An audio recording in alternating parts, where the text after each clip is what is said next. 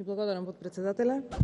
Почитувани колеги и почитувана јавност, уште на почетокот сакам да кажам дека го апсолутно поддржувам зголемување на минималната плата во Република Македонија, особено имајќи го предвид фактот дека сум била дел од парламентарното мнозинство кое што за прв пат во Република Македонија го донесе законот за минимална плата на 23.1.2012 година. Исто така сакам да потсетам дека во предизборието 2020 година ВМРО ДПМН вети минимална плата од 18.000 денари, така да сите обвинувања кои ги упатувате овие денови или ги фрлате на ВМРО ДПМН во врска со минималната плата буквално паѓаат во вода. Со законот кој денес го имаме на дневен ред се предвидува да државата преку собраните даноци во 2022 година даде над 50 милиони евра за субвенционирање на плати. Ние како пратеничка група поднесовме амандман кој за жал од страна на владеачкото мнозинство беше одбиен, а кој амандман предвидува да не се дозволи урамниловка, односно изjednačување на платите и демотивација кај вработените кои што имаат повисока сложеност и поголема обврска на работните места. Тоест, баравно согласување на минималната плата од 18.000 денари со колективните договори. Почитувани, мора да се излезе во пресред на барањата, дополнително заради тешката економска ситуација во државава, заплатите на просветните работници и целиот технички персонал, здравствените, културните работници, како и целиот јавен сектор. Имено, во јавниот сектор во Република Македонија активни се 1332 институции, во кои работат, односно во работен однос се 131.183 лица.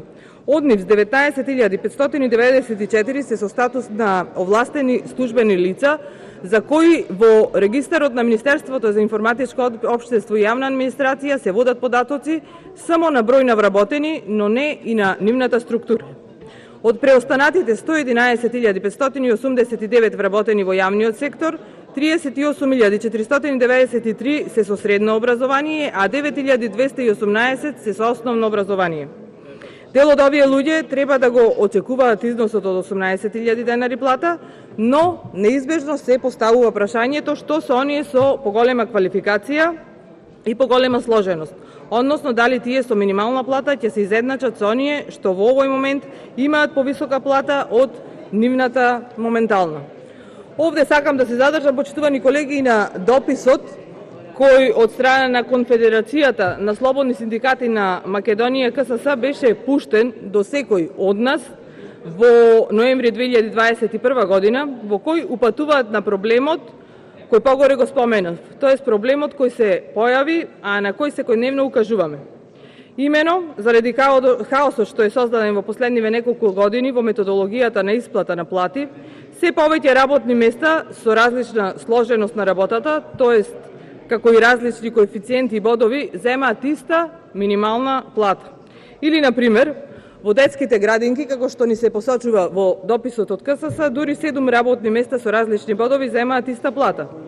Меѓутоа, кога се спремав за денешново обраќање, направив една анализа и видов дека всушност, односно сакам да информирам дека не станува збор за 7, ами за покачувањето на минималната плата на 18.000 денари во детските градинки ќе се однесува на со покачувањето на плата, всушност 10 работни места со различни бодови во наредниот период ќе земаат иста минимална плата. И сега, за да направиме една компарација за сложеност на работата, тоа што цело време овие денови го зборуваме, сакам и да ги набројам кои се тие работни места. Имено, иста плата во градинките ќе земаат чуварите, хигиеничарите, перач-пеглач, готвач, помоцник готвач, садомијач, финансов книговодител, благањик, аналитичар, евидентичар, ложач на парни котли и евидентичар. Уште еднаш ќе потенцирам, апсолутно сум за покачување на минималната плата, но и јас и цела пратеничка група инсистираме на усогласување со колективните договори. Значи, вака усогласениот закон за минимална плата, мислам дека во текот на оваа расправа сите се согласивме дека е нецелосен. Покрај што требаше да се направи дополнување на овој закон со нашиот амандман, потребни се и измени на сите закони кои ги регулираат платите во управата и правосудството, за да може минималната плата да биде основна плата во оваа сфера. Во спротивно, и да се зголеми минималната плата, а не се коригираат одделни закони, 60% од вработените ќе бидат под минималната плата.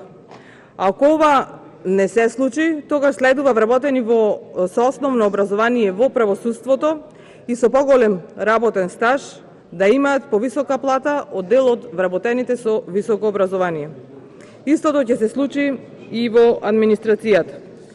Одговорот нормално кој го слушаме со денови наназад е дека во врска со ова прашање се прават анализи и никако од анализата да има резултат.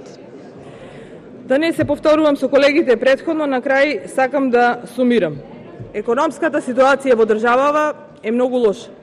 Затоа власта мора да ја тргне суетата да почне да соработува со опозицијата, да прифати дел од мерките кои ги нудиме. Мора. Да има повисоки плати за сите вработени. Потребно е скалесто зголемување на платите, а вака предложениот закон не го дозволува тоа. Ако се прифатеше амандманот на ВМРО ДПМН, ќе имаше скалесто покачување во сите сектори, затоа што колективните договори ќе беа всушност регулирани со закон. Со ваков закон или вакво решение на владата се помага на нешто повеќе од 60.000 вработени со по 1.900 денари, тоа на луѓе кои примале плата од околу 15.300 денари. Но не се помага на повеќе од 100.000 работници кои примаат плата до 18.000 денари. Дополнително, мерката за помош во стопанството која е понудена во изминатиот период е дискриминирачка, затоа што не можат да ја користат фирмите кои што користеле ковид мерки во изминатиот период. И сметам дека треба да донесеме сите еден заклучок и да работиме државата во итно, не во наредниот период, туку итно да се фокусира на приватниот сектор, а во јавниот сектор она што треба да се направи е само да се почитуваат колективните договори. Благодарам. Фалемдерите да